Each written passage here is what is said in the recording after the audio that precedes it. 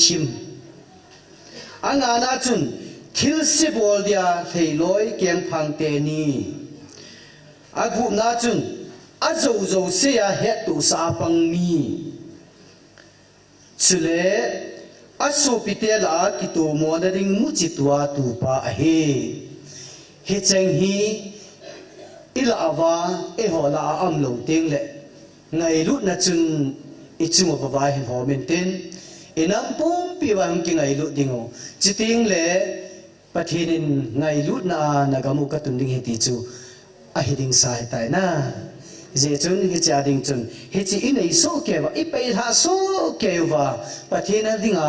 lung han thing ta gan king ha bunga pakai la the dol hi na ding ven tunin i bon chavin e hoding che le in sunga ding i ho bung mi ti ho ding chule inam mi ti ading in lungil tan taw na neu ten taw chai na he pa evangelist thin mangin in nei pe ke pa min te bon chan taw na neu te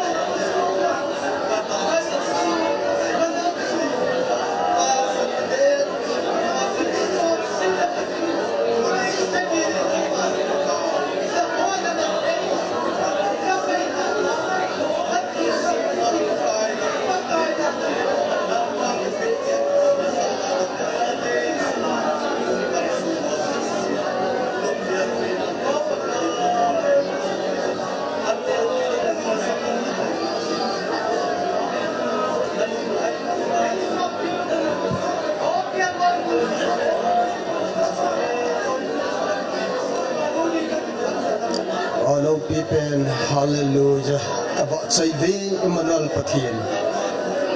Vợ chơi nó lẽ lòng nó giống xỉ tuôn xuân nó ngài pakai. Tu ni khuôn dòng o pakai. Bồi nó lẽ lùng zin na lùng khăm na im chạm là ba. Pakai nang ma kapial nào slai muna. Na lâu pi nó phun jing.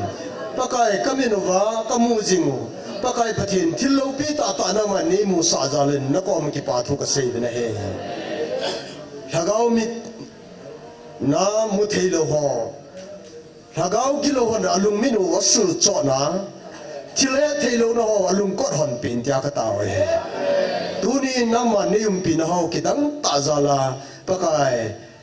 tu ni chana program ho mangjam the ani koi na we alo pin na min na len ka thang ba e tu ni program jo si nangin ni um pi ken wen lang nei da halo devin Nazareth Jesus min ka taw nei amen.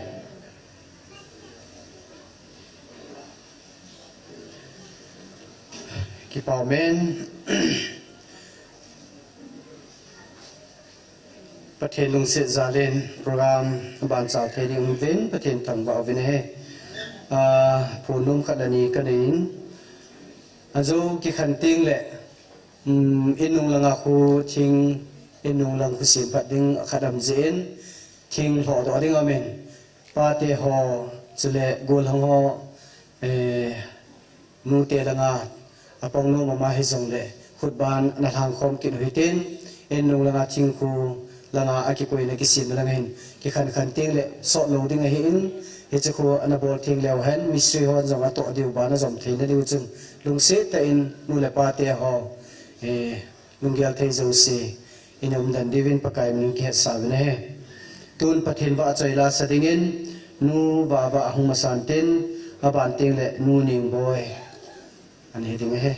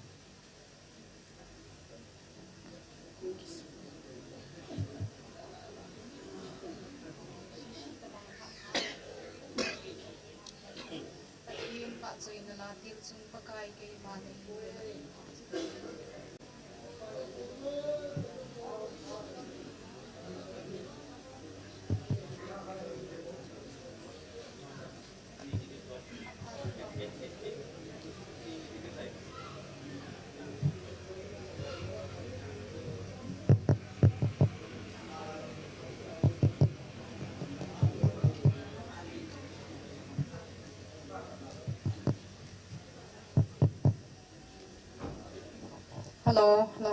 chị Phật ạ.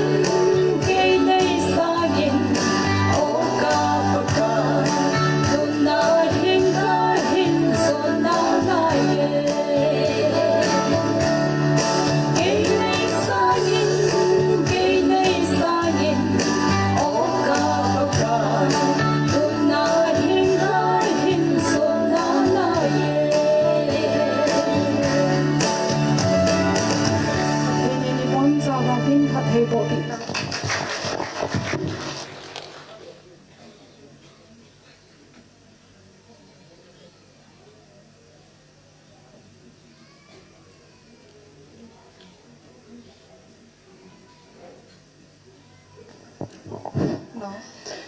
tu sun pa na pathen ba chela kan saring cho hele ngai lut banjal tila chun sanya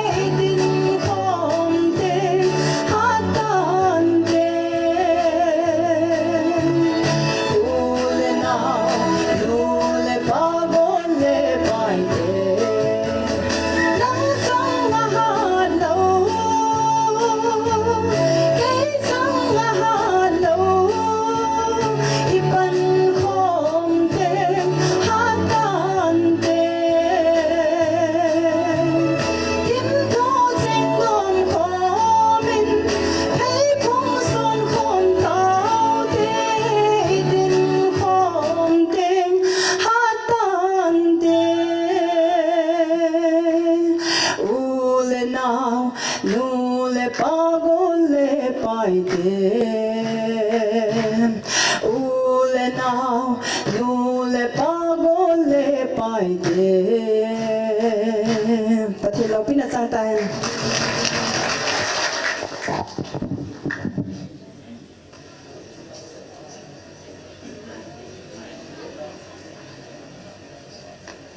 ki pau me pathin wa chai la saten ya thim thei le hanin pathin mang cha hanin pathin ma ba na jong pathei bon mang cha jing han ti chu iki pa naw le taw naw he ki dangin chilai muna pathin wa chai la sa le mun danga pathin wa chai la sa ki khe na chu pyam te le helai muna he kinga thei lo he asuboi de tam pi muna kinga pa ngai lo he mun danga wa chu ahung buya he le ki tha pa ji ji na ya wang chu pathenum pi na mun he ki che ti chu ki pa thu ne khai sei do na hin ten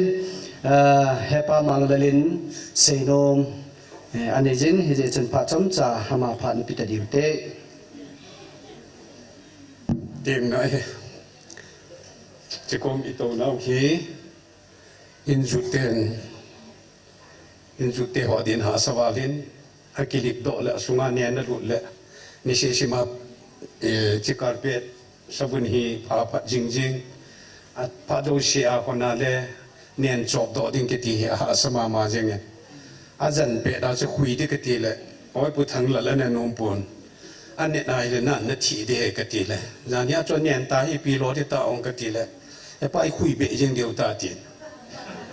na na chu hiu to pat kan choi hin nai lon pat na kan so a hin la che dung sao be hin che ko mi china dal pha le evangelist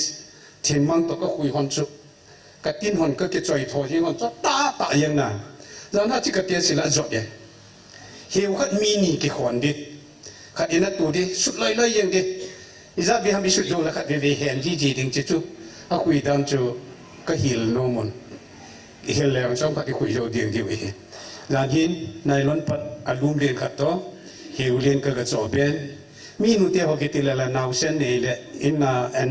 hon tui hon hi jun nunga lang ka di ye nu pi yong ong ka di ye mi gup tabang mi sigi tabang ka di ye aje chu khadini ta tu din khui loi loi yen ding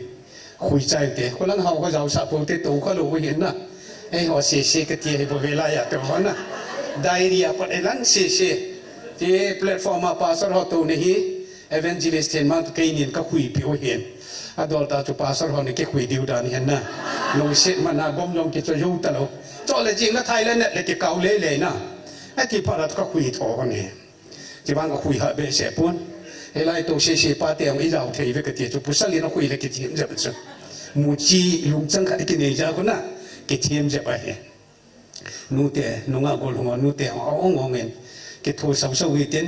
apat in cho ding pan bon kan cho a hiu cho ding pan bon kan cho le atua khui be ding na bana wang chu mi dan te ti ka ki ne be chu a lo hela hele evangelist chen mang to ke nin ka khui ke di tan te te chu ka se do no min in jo vien kon dak pan ko la na to di ma se jin ko la na yong tong wi tin hela ya mi tam ngai lo di hin hela yong tong wi tin in thi ho in su thing ho tham cha ka cha tha sian no le ani se se ma tha sian hi ei ingai jang mu jong hi de hi jin long se te in hin jo le la hin nunga ho nu pfl de ho ka de che hela hi khui diu athil jo siam material ho kan pu ai ta ama wang etha si du le endai se panga chu pa te ho ke tha tin ki de tan te jing lang hi ki de ta in ju te ke tho piu te ti tho kan phon do no me ke pai a phai na aji chu patheni ho khom naw mai cham na hin chau ki dal ki koi hi lo je hen e ho ma man ikisim hai ji wa ikisu theng wa patheni ho khom naw he phana pan he chi hi ka he ki lo wa le aki pha ti la chu sa cha na hin tu la nga he nu te pa te ho na to na pa de ta cho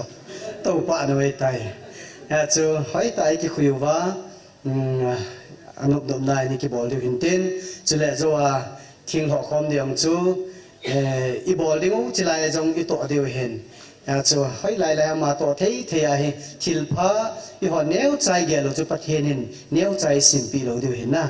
hen thil pha bol ding en ani ki ku chi te ti chu pakai mi na ya ve lai ki tim na hin ten tun ke kong vel din ta lo ding ze en TAONA ilam kai pidiu pa zorsin aphanan kilading hitan aman pathin thua ei puidan danwa hina chiditin tun pathin patheibu na changpumen pa zors phat ni pitaw hite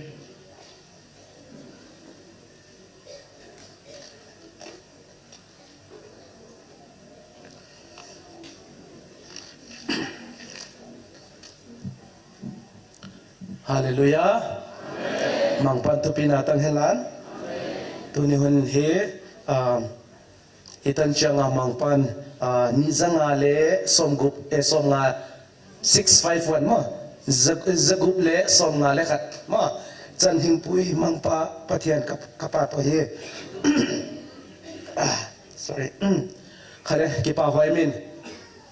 Tuni hun he patian he koma he. Kipa tu sei lo hi adang ibi macha sei dingong te hepon patian ahoi dan hi patian lo pina he imu che ovin ama thangwa lo the lo hi povin abang hi zong le e ke ya ha naum lo hi zen patian ko ma pan pina ngen te tau te mangpa ka kipa hi tu jin ka kuni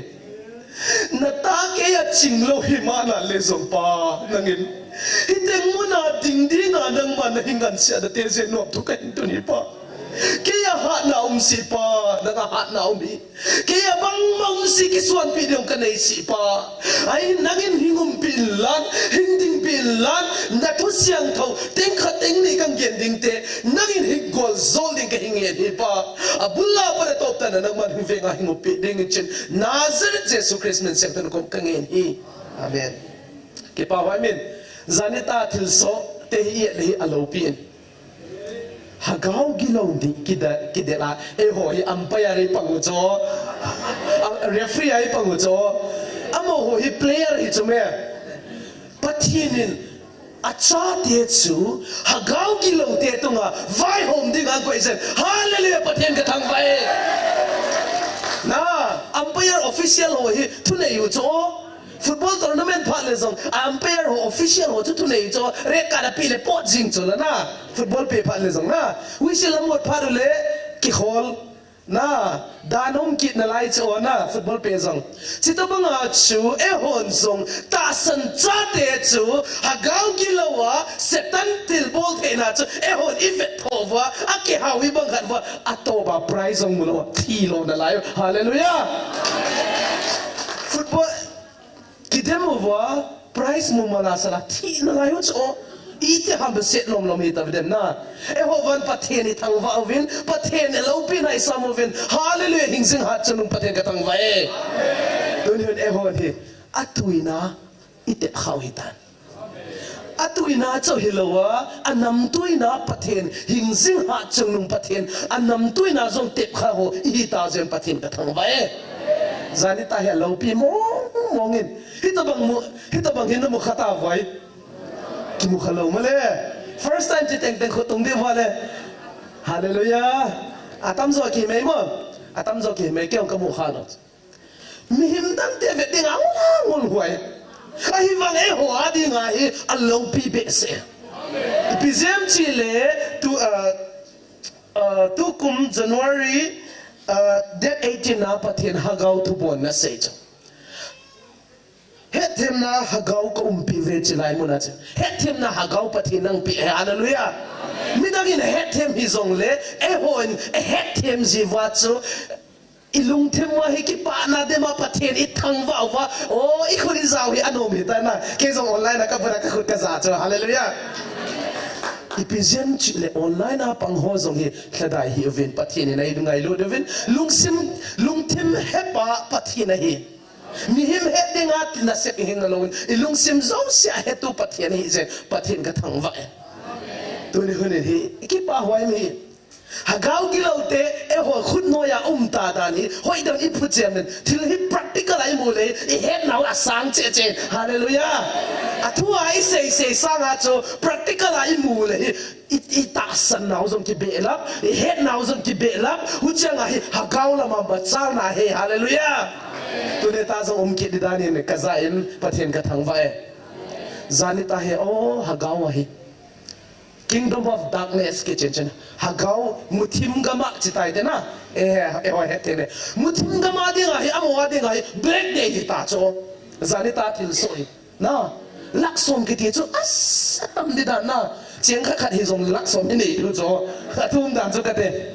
mi hagau ke lo laksom ke that ke ti history khat ime hagau gama de ga tutsim khat hi tai hallelujah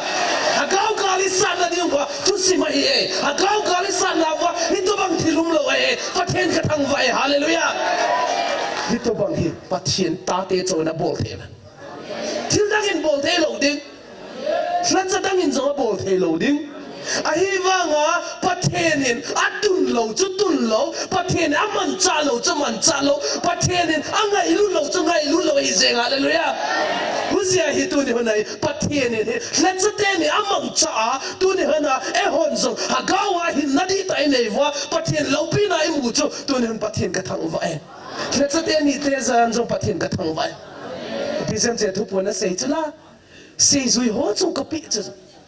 Noin leya na patsa cho vana ka patsa ding leya na kha cho vana ka kha de chu sei ka sei zui ho bo ka pe te chu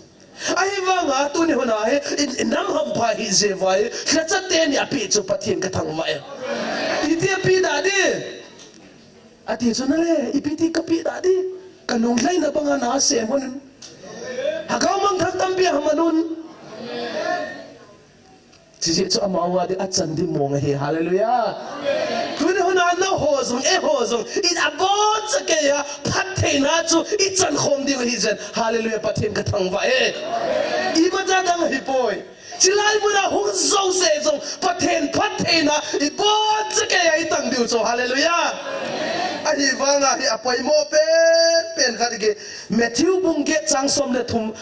le ge rai vet le mi him khanin Hovel pumpi ne helan ahin ta tan tele ipikanam vanoi le set ne helan hagawa hu hinga ne hile ipikana hidem to ni hone ne e ho ta san cha te thank you ta san cha te hagawa hun hinda ine imasa dim apoi mo pe na hiya uchen he fada leya patheina zong hi to ni I chan ding hi pathen ka thang wa til so dan hi hoi da ka vet le hi pathen hi tu tung so lo tu pon apula para vet le sim le hi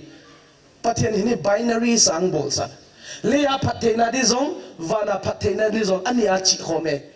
aki hen thei boy ipizem che le ya I pathena ka hi to bang do ho nam to banga ka pathena chang ding dam ong boy ti zo hallelujah le ya pathena chang ding zong e ho nam to chỉ lâu coi mà nang đam lâu he, à chỉ được bắt thiên ấy ngay lúc na sang mong nghe, ai là vana ai chân nhiều rồi, à thúc pi mong nghe, som sagi 10 times more, thu buồn là gì, som sagi som một more, 70 10 times, 70 10 times cho, giờ sagi chỉ nói đấy. Chỉ cho vana phát thấy chân điều cho, à thu pi đàn hallelujah, à chỉ là lấy ai phát thấy nai chân điều rồi thì tôi hi, nào nghe hi, anu oya hi at least 9 months hin, 9 months of phane cha hung ping do hin, chỉ tôi bằng chú em hồn lấy ai phát thấy nai dong điều rồi thì tôi hi kisim pan hi tai phát hiện cái thằng vai, he bu pi sen rồi he din information is that ka pe tan. Tôi rồi hi geopolitics phát trái về lấy ai rồi hi phát thấy nai điều hi hi tan. Mu thea het thea mi tan to hi nam dang hi kamiza chu sei pom ka tin gam dang hi to hi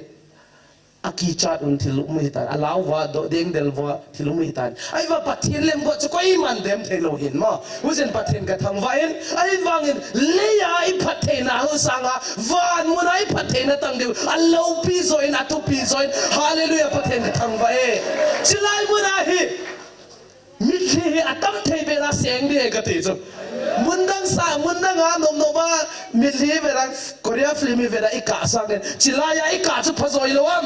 pathina I chang zo diu ye hallelujah mundang ai ka wa mundang ai nom no vai se sa chilai muna pathin thangwa pathin dei banga hin khoi manga milhia gali sa do chu to ne ai milhi zo se pathin ei khol pi hallelujah pathin ka thangwa pathin thangwa chim thelo he aji chi pi ham chile pathin hoi na he atupi be se ya se zolo suara su zolo pathen thlo pi nai inam su vai muta jen pathen ka thang va current affairs de khat sin sei ka tin sipa le question jong hi do di he e ho ta san cha te khang tom to I khang to do diu hin abang hi jong le current affairs che them cha khat thil so chung sei ka tin ningkum no last month hin May 20 para 25 tan hi Siroi Lily Festival che de hin che na dinga chu DIPR nu ye hin journalist Izat Hamchova chu MST bas chu he so ke hin na che chu stride women nupi group zong ki tong khain chi zo chun me te tu ye let time na tu pon zong sei ni zo pa le sei ka tin tu ye let time tu chung tu le la hin mi zat efeka ne het wa mi zat su khwa wa according to the Hindustan Times of International News report dong zo in hin mi singa 56,000 na mi singa le sanggup na effect ahe tu tong tu le la hi me te na khatna ani na in he for 10,477 sing khale zalile som sagi le sagi ainu chu akisukha in and then 93 relief came as win 57 relief came win sang ni le zakule som le tumbi evacuate amuna para mundanga tol do hive tu chung hi email ma ho hi atho gim now statistic report kang pi hin jizo win chu that 8 June ni hi arambai telam kai ho chu amanovin he so ke de win chipale hena bange buina tampi asovin chin chizo pha de him tu tan hine buina omna lain chihozo se vel hi pathin in eho lama hi apang mong ti hi he jen pathin ka thang ba ehon hi imachai bol povin evanga igal sat hi mitli longa gali sare pathin ka thang ba chipale tu pong khan sim katin November 5 2023 pathin tu pong khan sim kate asi chu chilaya na mitli hi na melmati dingwa manthaina achuzin na hodi babi malsal na ne jing tawe hallelujah hichilai mo na hi imitli we melmati dinga manthaina chu e ho adinga hi malsal na chu pathin ka thangwa Uzia hitu de huna hi shasam teibi pove noble daum lawa pathen ngai lu na zala pathen oza pathen tu pe za hi khovela hi ihan pa pen hiuve til dang hi po pathen tu za pathen tu ni pathen dei bangale pathen lunglai na banga hin khomang hi helai hin khomang di ta lo zo Christian hin khwana sepa izong le airo le mundanga izong le officer ho mundanga kimansa chu tu mai tan Christian hin khwa pathen tupia hagaw mai chi kongon na namu kitun don nang hin hagaw chilaya na hagaw gala sadwa hagaw mai na tiu he na nam pumpiu kitun don na report va noi le se asalva dete hallelujah va noi le se asalva din lai cho not only that chizo hilawa na tu simu na tu hi va noi nan sim niu te so pathen ka thang va e ho he asi ma cha ki lawa nam neu pen na ahilo le amol pen ahilo pen aki koi cho ai vanga pathen min mo le van mi ten min mo dinga anul perisen pathen ka thang va e hallelujah pathen min mo hile van mi ten min mo hi allen pele atupi pen hiuve hallelujah Michael Van Til Zong, Gabriel Zong, Van Til Dang Ho Zong, Patini ne Hong Veldi Pale, Tailo, Kisatim Tem Tailo, Donat Bui Chakea, Ehuadinga na Sim Sing, hallelujah. Michael Van Til Zong Galang Sadin, Patin Tupon Zong head of calling Liaks a say with it. Eho nam do ding he koi hizong le koi ki pandem che asui vin koi ma umupoi hallelujah hinam do ding koi ma umlo ipiziam che le pathenin a ota ki ponsa nam ni te hizem pathen katang vae alo pe mo mongena eho nam do ding koi ma ngap satalo eho la ki macha ki lawa mi ngina kison nangum lo cho na ai ma ngai kison na deu cho hing sing ha chung nung pathian he hallelujah ho gawa hung vel jing angai lu da cha te hi jawa pathina kisong ding che hi jem pathian ka thang vai til da ngai kisong lo cho nale himle thala la ki macha ki lawa neile lama la ki macha ki phalawa ai wanga ha gawa pathina kisong me te hi jem pathian ka thang vai chỉ chun lung sadai thei povin hagawa tu sangai hat che deu hin hagawa tu sangai ikal son nawi hat panela che deun sipal le hi ka ki pa na khadi chilai muna hi hung zo se hi nampia dinga khom ne ti chana thu ponin jong nampia dinga khom ne le tu ni hona hi na value ni ali ne hagawa me chi kong hi evna tu ni pathin dei banga hin khomang te hivin in deu pove ahung zo se zong neu pove azi chu pathian oza a hetim ho ji mi zo se zong hetim thelo cho hai banga pathian in chilayang ang puilu na dung zo he pathian in adei banga imang kimang chawa ama lung lai banga hin khoi mangi pathian nop na pen hi chi e sei num hin tin abang hele question ki dong tal te na question khat ki dong ven aji cho chi he dum ka ta sanin he pan jong tu tung hi thugu khadang sei cho abon cha ke thugu izat acha te ko sei tawa a he izat ve he pan acha te thu pona ka sei cho na izat ve sei ta a he izat ve sevo za chan gai lo ha nga chi sei men adang come on pastor punung sayo pastor thang newin sagi vein okay adang la sagi vein na okay sagi vein thugu ke het tarahing lin ka koin li thugu na cigarette ke het na ka se hin na aum be song le habbe the na chicho he bangan ai bang as far as my knowledge is concerned it aite and azi cho chi thugu li hi sei katin chi thugu li te la khat chu mo si lung chun chang na alung chu khoyam ham i het sau ke dem ka ging chain ani na he david le goliath na goliath chi chu koi ne tha pi ham anung lama ko pang chu koi ham michael van tel na chichu khadhin athum na chu pakai je so hung ping ni chu that is at the time December athum na hitain alina chu to tonga hi pathian thu pon ya sei elizabeth al chung chang na adanga zole habe the he ken ke hello zole azi chu koima mihing ki hin ki bukim lo na ai wanga chi ipizia ka sei ham ka chile ka sei nom chu pathian angai lut ata san cha te ji I je wa sei vanoi api azong asutlo na pathin e ngai lu zia chu na ta san lo ko la chu thugu sei hi ve ta nango na stranger le hello khoma chu thilgu khat ai lo le sanaman tam khat na chu sei hi ve ta nango ai wang angai lut pe se apathinin ang lung siat seng seng zia tuniu na thugu zong ang sei ngam nei tai hallelujah pathin ka thang vai Ephesians sila pathin lunglay nan cha te hi ta jem pathin ka thang vai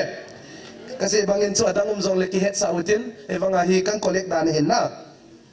chi chu khatin a chi pha le hi pathin tu chu hi thu pot hin gal zo na khat ang pin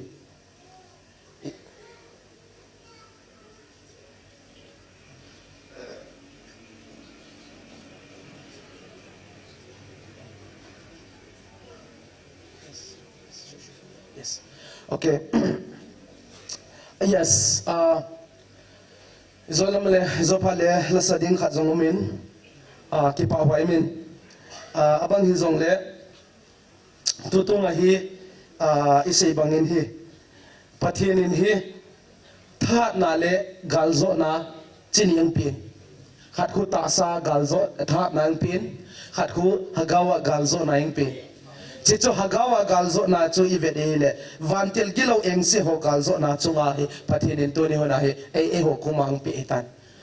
tu tung tu pona hi number 23 na ana velo chine pathinin hi e ho hagaw gilo ho ing set gilo ho chunga gal zo na me ang pihin ai va gal achai tai ki tilo hi o net hilo dion ka sei no min chipa le hi to hi ki pau min ki pa thu sei na khat tau na khat ne niun chima chu pa thong lenin la khat sa sa chen chi asa zo phat le thil dang i sei lo deu tau na khat in ei dingo ki pa thu thi sei na patinin ai ngai lu danu le acha te ni le ha gwa le asi ho zong e ho do dinga pathina sim lo chi chou hilowa kangai lut ka cha te hagawa ka cha te go lu ding te ang de len acha te chu tu ni chana pathin hagawa zong vil na la ya a o za e ho lungmong cha gal nei zong le yum zen zong pathini thangwa deu hen chi pha le adang hi si zo lo tampi pathin lo pi na i move i chanovin chi chou hilowa hagawa zong hu hing na so cha na im chang wi tawin vana zong i chang de pachai het wi ta hin ta sa zong hagawa zong pathe i chang de i het wen khang som pathe na zong i chang de min til tam pi pathe na para til tam pi movin chi je chat pat ke pa tu se na ne utin tau chai na chu ke man kang nei den ton pat thong le na man le hungin chen la khan sa pi le phan te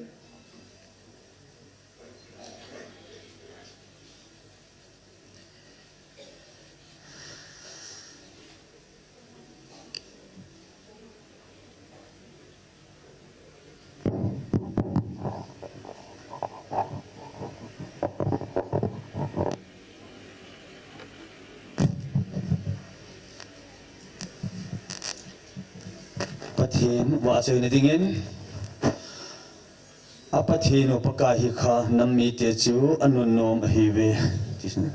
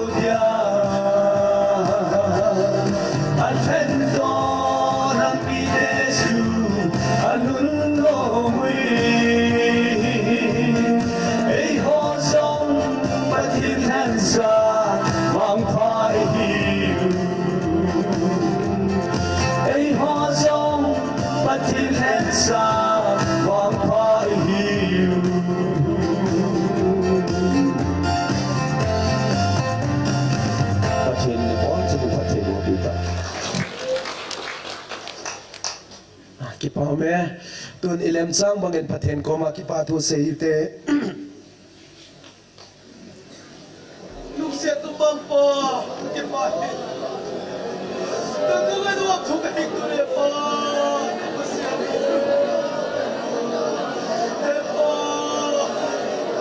na hoi na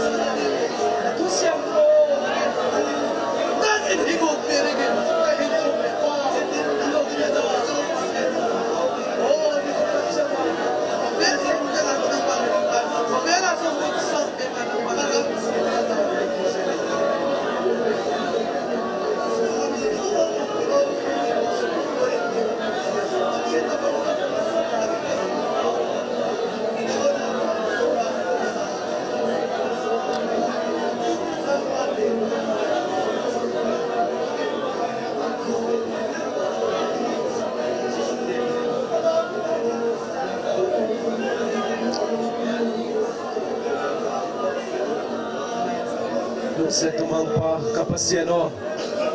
na kung ano tu ka hington hi pa na hoy na le nang man na hingit na te hi pa kagyan sim so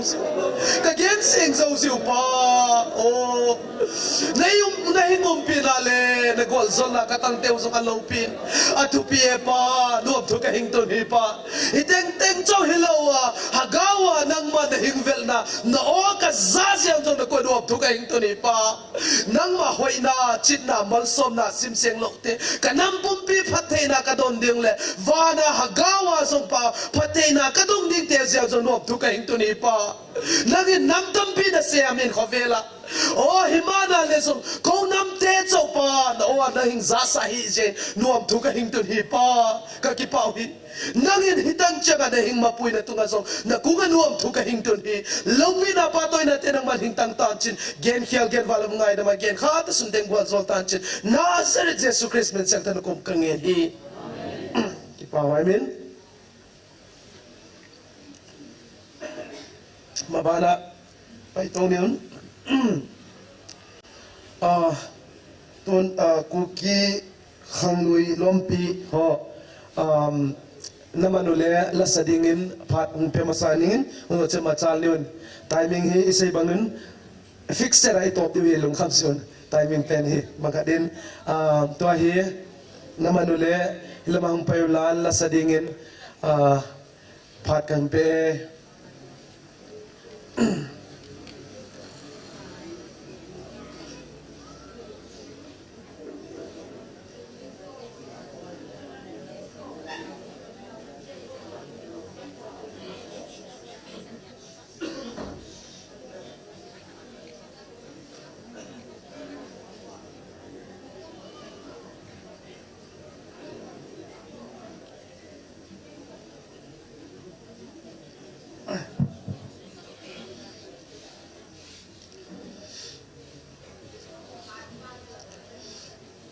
Hallelujah. Amen. Hallelujah. Kung minsan ham khat ka ki gun wa hitain tuni hi abun le phat lu thia kam evin aveling ni pau pathin su thang vai num han tuni hi ka ge lai le nau nu jing khunam le atim ho hi ai ki pa pi ma jingin ke yong kum som thum wa ozan ka pangin bang hanai ge lai le khat vi cha ka school chapang ho biam anap cha jong ka thi lam jong ka heu khapuin chukil le ai ti ta lo anap cha jong ka thi kha lam jong ka he khapuin ai wangin chi kanau nu ching khulam hin a chapang ho hi anap a thi pin ai so pin hi ti hin ve nai le thu pi ka sama ma jingin si ngai lu na di ta ai ti hi a ki mun hi za chu Mother Teresa of the Kuki Lane. Title kan pi we.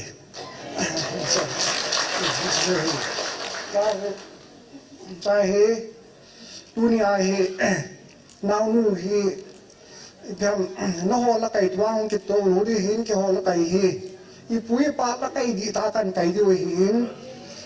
za su azu khalle I ho hin thil hi akle klok la I lo ji mi amin mo na ding an si gel ji na I ham de khana hi jing khulamin a retreat center a pula para sai ti ho I tam khana a sei si nam wale ke nin mo sa win ka ti hi ke o sa pu dong sa sung ki la chen ka hin na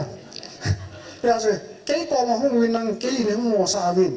chung sang wang hin kana nu jing khulam wang hi mo sa hi win ti ka sei lu ne he Pathin se din iti kumham khatun sungkil kyo khwa hin pula pala hi kudi kanamang ji vinai le tom khat chu khong bui ta win khong bui ji phem ta le tu pathin thu khang lai ai si pula pala we sa sa lo de ti hi khong kinil bui ta win is phat chun udong sa pau dam lai hin na udong sa pau ko ma ka chi win ka to wai le udong sa pau win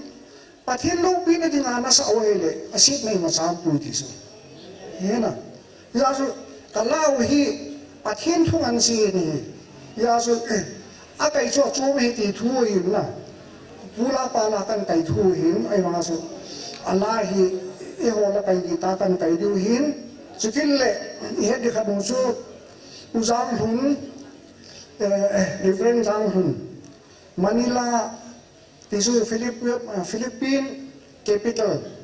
la hi MD zila China hi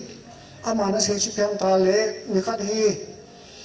function kan hi ve ti chu ka kule si wa ai le nang ma la hin sao na tin ka principal pawin ai le ken ho bu la ka sa le hi chi la chu hi chu na ho la hi pui no ho ku ki la bi ta hin sa na tin ke jong kai mo wa e ho la hi ka ka ya le ka principal pawin hi chi chu na ho la hi chi chu na la hi a ti ni hi chu na su tu nya hi ke hon jong e ho la ka ya kan kai du hin ka hi ka na mu jing khulam hi ka la choi hi na kan la choi hi ya se asa pha le ni he thi mu ru za chu tham khat thin sim tham sang ka te na wo anu kai kan sim ma sak ni wo chung pathin chung mang pathin na lim dam nui ya lamin zailan koi ve lamin zailan koi zu ve sun tin zan tinin nei pui wo chung mang pathin na la lam le se se le roba la lam se se le roba la mang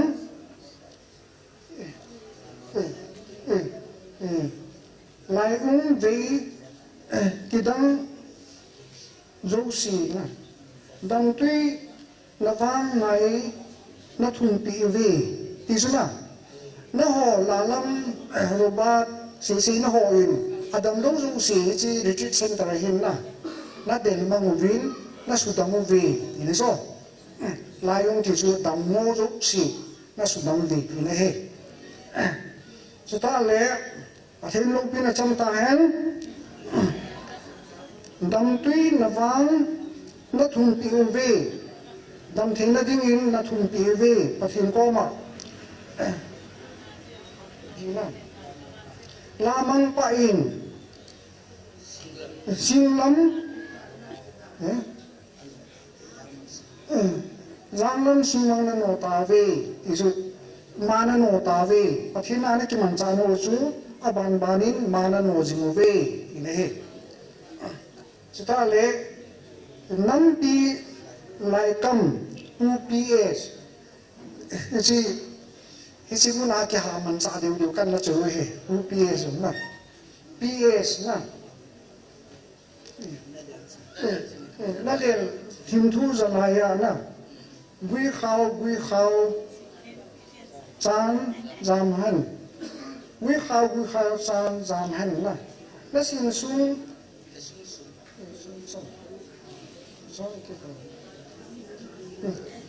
là xiên su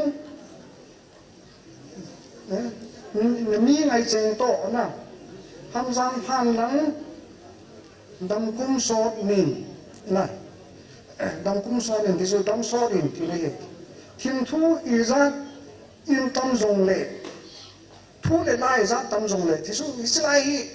hết sao hình ai kịp bảo lôi ông miến à xây lôi ông miến na ya su thiên thu ý ra tâm hành năng với này ra tâm dùng lệ cái tiểu hệ này ya su lung xuân tu la hi bù tê thà si bù tê na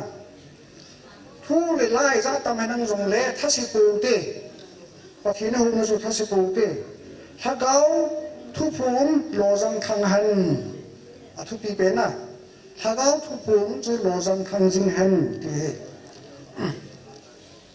phun cô umi sangat na phun cô umi sangat zatam nó hui na Kuki Mother Teresa na nó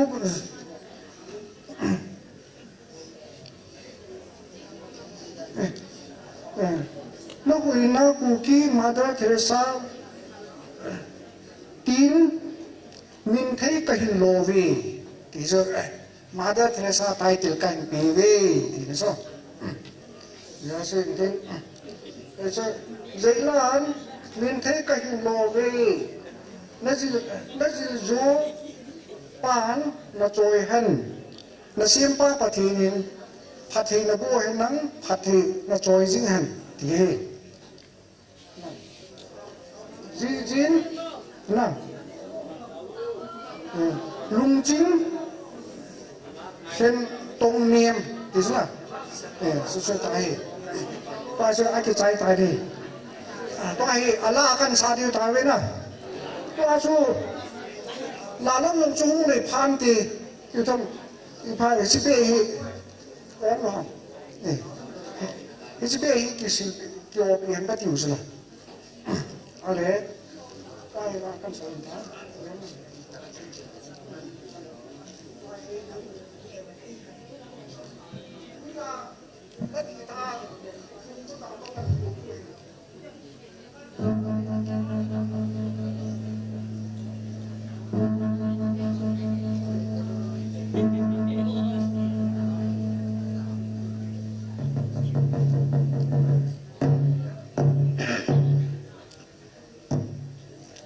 Ujung pati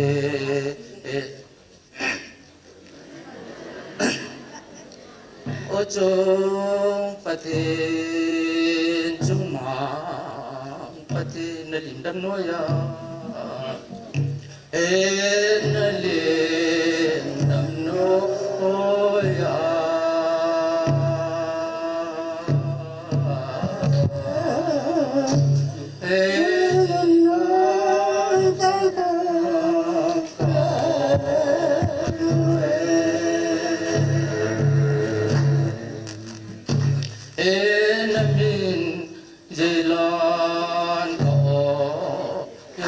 suntin lanteni suntin lanteni mani koyo mampati mani koyo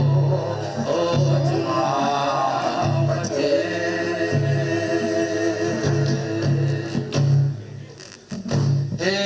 lalam lesiste lero Layum bekiram,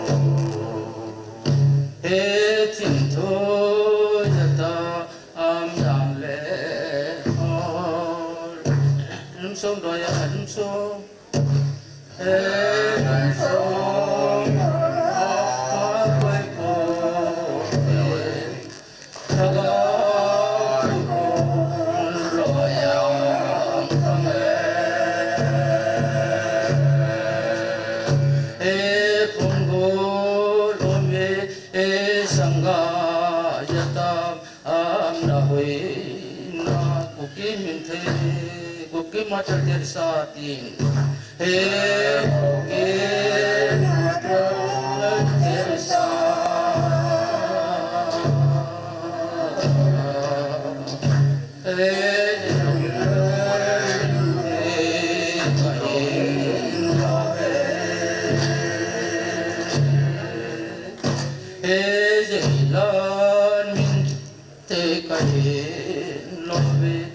jo he jil jo pa na jo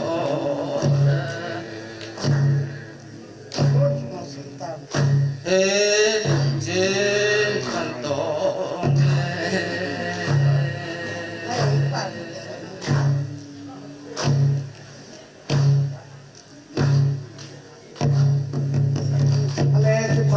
Pathin logi na chang ta hen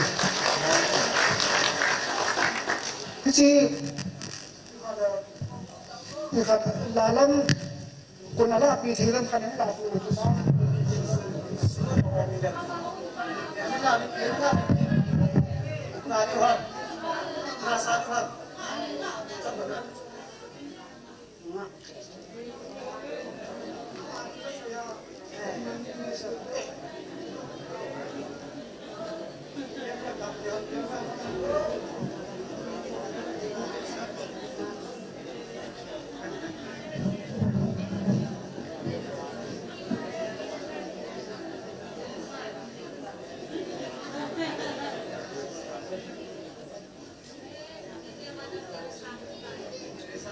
Kuki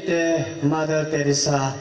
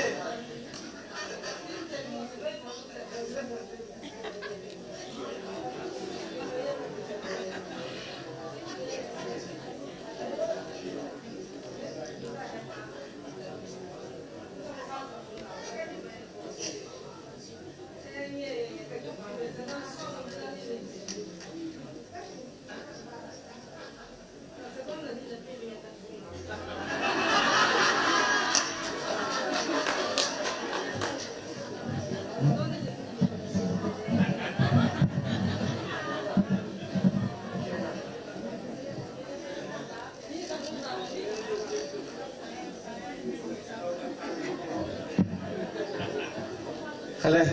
ki pa hoi men chilaya ding zo sai mu chu bi tiu chu di mong mong e adi mong mong e pu pi sin na sei chu na sei diong ki va lo phat zok tom ki sa ai wangen pa i za ka he pathen lo pi na hen na pathen ka thang va tho thoin anom mong mong e enu he pa te zong pu pa la he khang tha tem zong ka he ta pu hovin I custom hin I chon danu zong hin ain la e hon I hethei ta pon na ain la ki pa le zengin to hin ma bana paineun tauna hi ni ve ki chi na lai le ti chu ka dei sa hin ain la pha chung e just tan ka tin la zong khat chu isa du ka de hin ain la time pa chu ve tin bang hi zong le pathian lai sang thomun khat sim phot wawi Jacob bungli changsagia Jacob bungli changsagi changgit changsom simute Jacob bungli changsagi changgit changsom imu chale simneu le chuti a hi je chun nang ho pathian henga kipeli lurun diabol wang chun le thun chuti le na komwa konin azamang tante pathian changgitna pathian kom naizun chuti le aman nang ho koma hung naiding ahin vo mi chon se ho na khut suthengun chule lungtho nei ho na lungu suthengun na changsom na pakai mit mua kisunemun chutile aman na choi sangding u ahi pathian lai sang tho sem deban e bona den golzol sailan hi lai siang thoin bange gen chil hi to pathian kunga ikitulu de melma pa ko ye i het masak wa poimo evangelist pin a saying kezong powerful message ka sama ma jingen Satan hi email ma pa hin I dau diu chu hagau ki lo hin email ma pati ta chu I he ro ngai tu dion ta san cha te ami hi mi dau diu hi povin hagau ki lo chu I dau diu hin in evangelist in a say cho ipi ham chile Satan hi mual phong sa ri ti kalung ta khoi khama ma men ipi zia cho Satan cho I dova I mual phong sa di achile e hon ta san cha ten I ti da na Satan chi mual phong sa thei di wam chi is the biggest question in tom cha ki til ho tin chi pa le pathian lo pi na zong I sei diu hin ama sa pen in he bang che chi le hi tu ni na Satan hi imol phau the na dinga hi ta san ta te khat na hi le ama sa pen bagi bolai chi he pasien mang pa Jesus Christ ita san ngai athin athau ki din cross chil bol the na hi ita san ngai ani na hi Satan imol phau se sa na de hi le hagau ho chu ikitu pi ngai hagau mang thang ho di chu ikitu ngai gal isa ngai Ephesians chile hagau hi to hi ikitu ole Melma pas zong hagau mang thang ni chu adate pathianin zong hagau mang thang khat sanga vanele ai lo zoi chi chum e hon ta sa hi lowa hagau gal sa ten hagau chu I hu hing ni we chi chu pathian long se na zalin counseling a chi thlain hla pu zong hi pathian chunga lung ho lung thlain hagau mang thang tam ta na hin pulu de na chin e hon zong hagau mang thang chu I pathin lama I puiru diu hi e ho ki na hin khatna hu chiang in hi nangin na ta san lo pathin na ta san zo lo zong le pathin hi nga na bel isu mol thau thi na he a chi le apoi mo pe na he tu pathin zong tu tong hi ka kom na he ta sa gal hagau gal hi strategic spiritual warfare hagau gal sa iuven tu ni hone nichina hagau mei chi kwang even hi hagau mei hi ahat dan van til kilo hon thupong zo a satan kading ngampo ve asavale imit nge imovin chi hagau mei itiu chu hagau mei chu iti ahat no ma hat hita I het ngai achile ta san khadina Christian khadina hagau mei chi khara ka hum pang chang ni bangai chile spiritual warfare hagau gal sa hin hagau gal chu chilai mun bo sa ki sa hi lo hin in mu ra song I sa ding in chin hin hwai I sa ding chi ni chin hin khwa hagau gal na bang chi sa ei ne fa en ni khatna he email mau I het ngai Christian ten email ma di tao I hello za wa ki boy tam pi me iki het ngai email ma di tao chu hagau ki lo I mail ma pa hi hagau ki lo eng sia te am him chu aman chao outcome of the spiritual na sep hi hagau ki lo te na sep outcome em hing pen ani na hagau gal sa na hi bangai chi le ta sa sunglam le polamang hagau gal ki sa ni he hagau gal hi bang chi sa ni we chi le tu ni hona e hon zong ni china hi TAONA to e pangai pat Asia pen he patep na zong umde hagau gal sa na ba patep na umde thokim na zong umde let's pe zong thokim na tang hila zong banga patep thei din na nam na ne zam ki paun se thupong in hallelujah Ngayon ko ba patep na tampi ngumde na ta san na zong faith na san zong hung ki bridge stading tana patep na zong ngumde chi chum na het ngai we achile hu gal zona na tang the na dinga bange bol chile thua gim na zong na thua ngai na thua gim ngai yo na thua gim chau hi lowa gal zona na tang the na dinga ei bang li hi nga hat na om lo pathina hat na om hi chi chu pathina iki nga ngai achile hagau gal ho izo the na dinga ipi bol ngam chile TAONA ngai ki e ho hi Christian tampi tai tau ngei lo ki hagau mi sama ma ai wanga thum pe lo ki tam ve mi laum changa lam thei me ve nei ai wanga asung la ma hom tampi ku apula ma be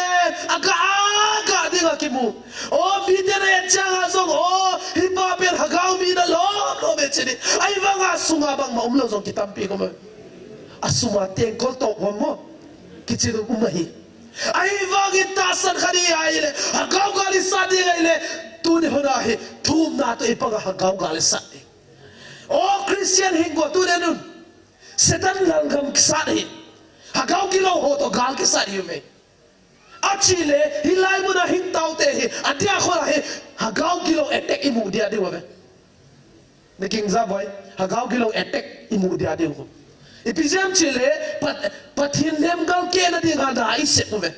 melma ban jang do ve ahi wanga pathin topanga pathin dei na ma hin khoi manga itawa pathin lung dei banga ikisu siang thole hagau gal chu izo tho tho dia hagau gal izo dia chichu he pan jong no ata san ho dinga cheruk vantil nasitan vadinga ang piasen hallelujah pathin ka tang vai achile cheruk vantil ang piain cheruk vantil na mang changai voi na thau nang toy ding thau khat hem ki pe dingin na mel mate hung ta akap dan ne hello le ipiana lut na pang dio Nein son jet wa Michael Vantil nga muna sain ching Michael Vantil nga muna sa chu tupon akichai matara ang nga muna sa di ti hallelujah chichu atasan ho achile cheru Vantil he ithi matara deun achile nang chen na cheru Vantil chu namang chu siam agau kal na sa jiam ayo lipi na zangam decoration me din na zangam ken ka chi pha le ken ka mang cha dan kitil khong na din seken gari ka tol jong le kaza he ina kom zong le kaza he ipichu command jesu mina command kam ipizem chile hawai cha na gal zong damlo na gal zong kito thei cho ming hi na dola chi ho zong se zong he Michael Vantil iza dewe jesu christ mena hujai to nen aza dan zong siam ni ka chi una pathin ang pia hi a purpose ne yang pia hi iza ka hi a purpose ne hi pathin hu vel na zong a reason mo hin chu he thi mo nga ye chi kan ge no de vanin hu chiang in hi tutum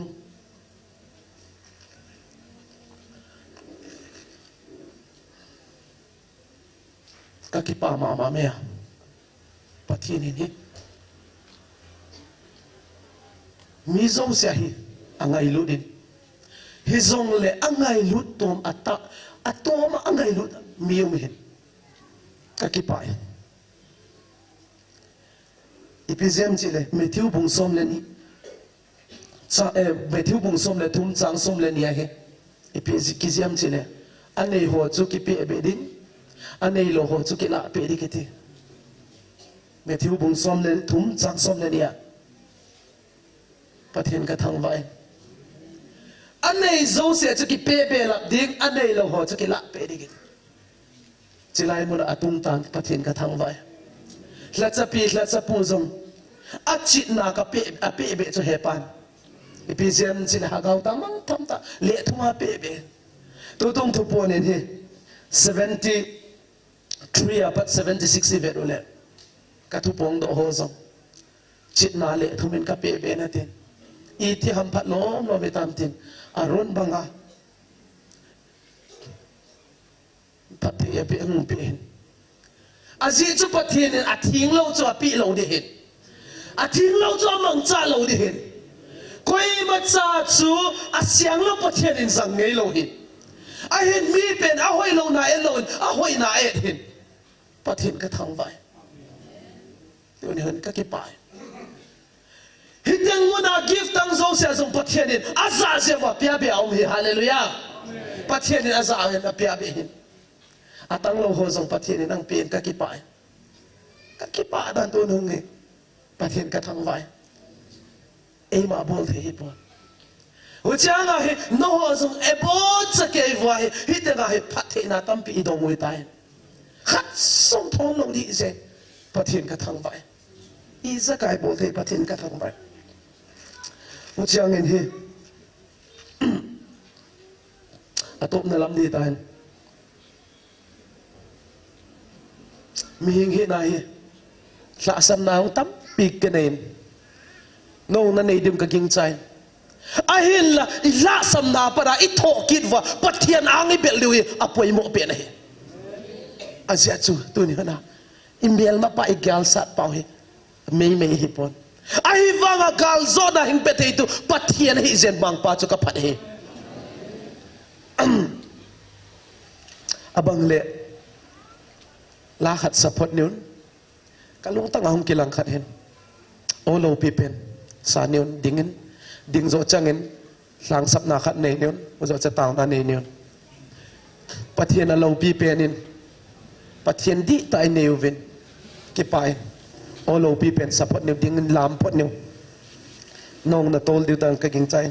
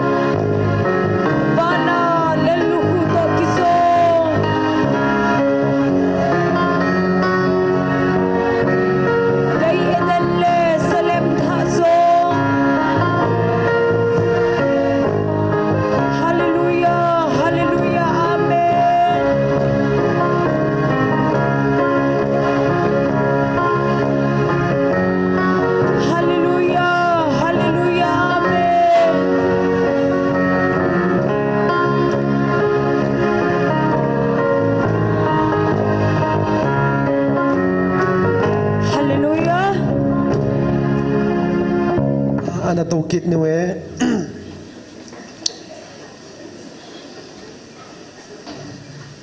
ke pawin lai sang to khatung sim kin ning Galatians chapter 6 verse 14 na Galatia bungup changsom lelia hina leken wang imang pa Jesus Christ mang pa Jesus mang pa Christ sorry hina leken wang imang pa Christ cross lo ngal ka suang siding hi ama zen leitung ke ading in kilbe hita ke leitung ading in kilbe ka hita hi mapalai sang to simte ibona ading gwalzon helan hilai sang to ai mat emu hile ama azia e leitung ading ka kilbe hitan ke zong ama cross ading kip ben to ne honen hi pathian ading ikikilbe na vai kiet ngai hi Jesus Christ ading in na hin khwa na mangai a hi lo le khoven nop sa na hin khwa ke mangai chi zong yet ngai ge no da izola ma ka gen khat spiritual warfare hi thum na hat dan mi khat testimony kang ge no da ama hi satanic apa ka hum piang tha hin satanic apa na hum piang tha ni a testimony again a thum na hi a hat dan na che thum na hi a hat in chichu bange chi le he thum na to pasyan thu ahung ki mix yang hi ni muthim lal gama ding hi ni hat be se te chu in chen mi khat zong a taw ting le ko a chung wa i ma cha thane na ka nei the lo chu amo khu pen it's like protect by shield na shield chele a bange akiga khat o me ti chu kalut thei po vin a hi wanga ama va ka mu ve che hallelujah ataw phat le hagau mi da ataw phat le athum changwa pasyan thuang sim changwa ong ki bangkha changmen muthim gama dingin a sai che at ka etek thei su che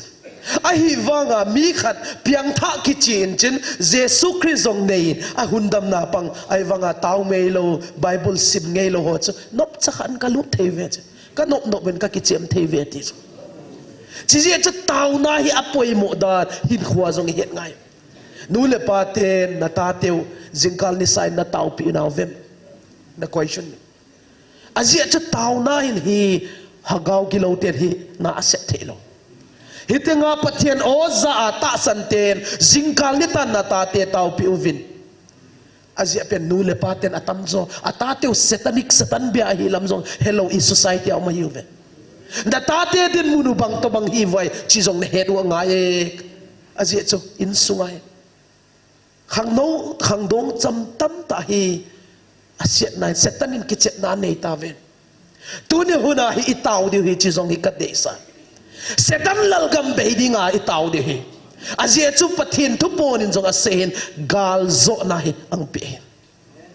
hu zia hi gal zo na hi sam dingu tu ni bon cha ken da dingu tin til sam nai le ma sam tu pe sam ni cha sam na i bon cha ken pathin men ding te ken kang sei ding no nang sei ding kang sei dio setan lalgam setan lenggam ka ti pha le chim hen na ti dio na setan thadei na jesu minin je ka sei pha le behen iti dingu pathen lenggam ti changa machal hen ne thewam repeat kin nga setan lenggam ka ti pha le chim hen then setan thane ina jesu minin behen pathen lenggam machal hen nazar jesu Christ mina isap dio he man ta vai adung lama ho na sanaw wen apa ken singom setan lenggam setan thane ina jesu minin pathen lenggam ye khat ve to ki pau min khat ve to sei ki dutin setan lenggam setan thane ina jesu minin pathen lenggam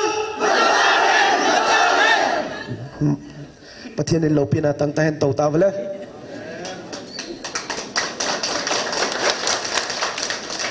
ipizia chi sab ham ka chile setan lenggam hi to hi beidi hi ta hin pathen tu hat wal tai tin pathen katang vai hagau gi lo thupor hon so pathen tu hat wal tai nakam suwa wa tai te hallelujah usia setan lenggam behen Nazareth Jesus Christ min beita hen asie chu tu ne nai ta san cha te ka hi vet no ho hu su bui te ka ta po ve setan lenggam be phat le hagau mong tham tong tam pi mat de odi ben kha tam pi ki be de ga hi setan ina thang ha o sa mi sa dum tai nam suaye Nazareth Jesus Christ min behen chỉ dễ chân tôi này này setan lenggam be na le hagau gilau be na dinga itaw de khat na email ma pau hi tu ne ma chal thei lo ai koi de hi til dang hi po hagau gilau ho hi tu ne na ek tho ai koi de ve hu zia hi taw na khat na setan lenggam be na de taw de ani na hagau gilawa amo thanga o ho zo se thanga o para po do theina le hagau chu itu diu cho itu dia ngo hundam na ai pulu diu van ga mai pulu theina de wai tunia itau diu he azi chu ipizam chile to hi hagau ki tu hi ve ba ping tha ta de who's a spiritual warfare dikta chi hagau gilo ho chu ila do ding wa hu hing na itan sa diu hu chil egam sungai anwa ma hung nom diu pa bangai pa lun diu cho chi chu pathin dei cho nanam bum pio hagau ka hung velweti he panzo hagau hung veli nam bum pia hu hing na itang thena ding wa koi ma cha dan la lo na dinga panila diu he ta san cha ten chi ji chon thil dang hi pon hagau setan lengam hi machal no loading le na thanei na zo se abe ding ai gamai taw masat diu ani na hi hagawa setan thanga o zo se tam pimen tu hun ka sei zo pon katin khian ka te dang dang za tom tom o hin chi ho zo se cho aleng pa setan chu hagau gilo ikan do le hagau mang thang ho chu nop chai la do diu hin chi chu e ho hat na hi poi Nazareth Jesu Christ mina ikan diu ai la do diu hin andi na athum na hi setan lengam hung be changi e ho sunga jong ki to mo na le no mo na zo se jong be ding pa bangai pa lun de kal na nga lo chiche hin tu ni hunin hai bang nga la umena ipa bangai pa wangai lun da hin khoi mang de ka nga lel dan pathe din jong ka su to tho to di na tin kai man ka su tong ka sa ka vel na jong be lo ding ati hallelujah kai man ka tung mag katung do ke sa ke man kong vel zin ding ati pathen hin pathen akitep na dang lam ngai lo pathen hi je pathen ka thang vai ji je chon i ma da dang bo hagau gal sata ta tu hagau gilo te ehon amo ho hi ehon ikicha di hilon amo ho eho ang kicha di hi hallelujah evangelist non tu asejen ka kipaen amade apan jom tapi ka zildoin Achina hagau gilo honzo I have been akicha na kisel meti hallelujah chito bang lachai nei jero pathen ka thang vae no ho zong na chi palle han mula na chi palle zong akisel te de palau vo ka te ke zong ka hi thowe no ho zong ni thowe dama na chi zong le amo hon ang kicha te de vae e ita sana pa isu de ngai hallelujah itu cuy sudet thayna dinga hagawa pathin awa hingvel hila hallelujah chije chana ta san hi sudet angaye ka sopi te ho melma pan setana kichep na hi kalki kaponat wal hi ta aha tu ni una tu kum me phacha ka study le hi galai si sanga accident a thi kitam zo cho tu ina la kitam zo cho na tu ya thing kitam zo cho gala thi sanga chicho hagau kilo ho na sep hichula chi ho ajo e ho jo ipang khom wa pathin hanga itaw wa hagau kilo ho alenga mo be phatle ada la le ke ki no ma no ditai kalung tang na ji ka sopi te ho khat ve lama accident jong ka in mai ko me lampi ti di chi lampi dam lampi accident ti ka gel phatle ka ponai Kaiman bol the kane po e va pakai jesun I zakai bol the ne chije chan hagau kilo hoi kichep na ne thelo na ding vai panila ungai ka sopi te ho chije chan phatchan taw witin ton ilem chang bang taw ten ken taw chaina nei nin tunia dinga I chaina ta tunia dinga I chaina ta ve ton taw te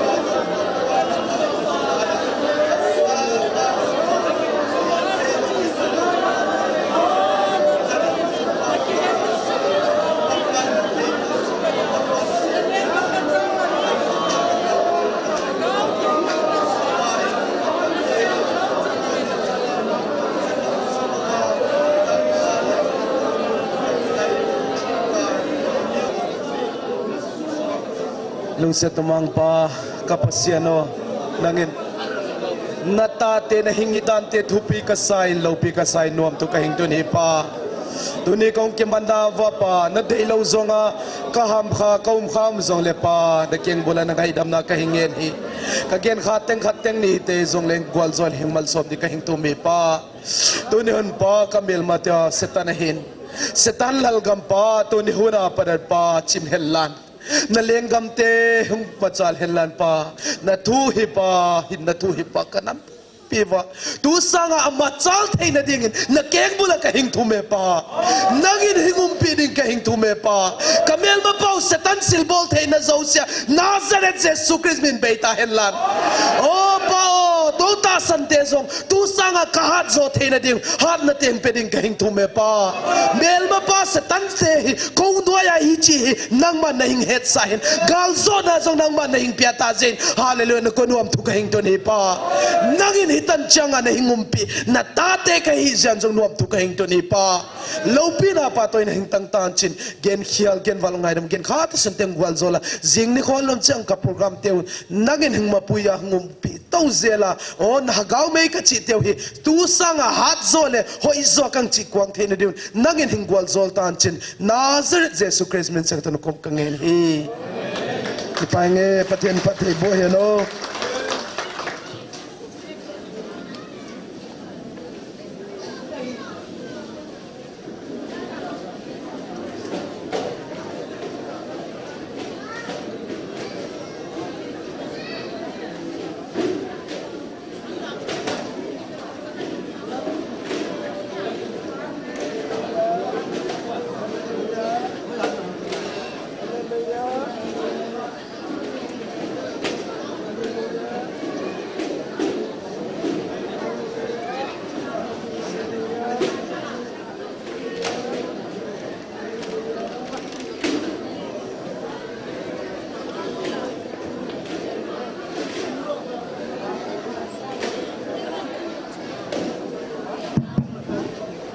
zo akan say bangin pate ho chulanu te ho nunga gol hang hi jong le koi tabang ken jong pathen lengama na pha neu chai jong la ka ki to no me tiama le khut ba ni han khom de hen in nung langa thing khuin ho wa thing bu langa ni sit deu chilai muna pon khui them ta jong eu mo ben nu te ho jong nunga ho jong